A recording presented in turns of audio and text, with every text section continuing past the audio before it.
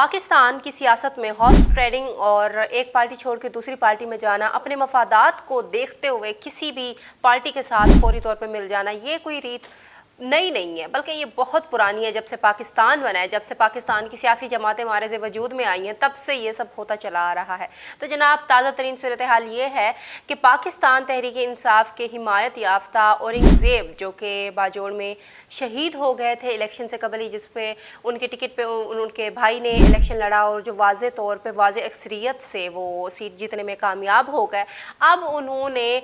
पाकिस्तान मुस्लिम league नून में शमूलियत बाकायदा तौर पे इख्तियार कर रही है और उन्होंने पाकिस्तान तहरीक इंसाफ को बाय बाय कह दिया है। उन्होंने रीज़न ये बताई कि 8 महीने हुए हैं मेरे भाई को शहीद हुए हुए, KPK में जो PTI की हुकूमत है, हमें उनसे कोई उम्मीद नहीं है कि वो हमें इंसाफ दिला सकते हैं। तो मैं अब पाकिस्तान मुस्लिम लीग नून में इसलिए शमूलियत इख्तियार कर रहा हूँ क्योंकि मुझे लगता है कि मेरे भाइयों के कातलों का बदला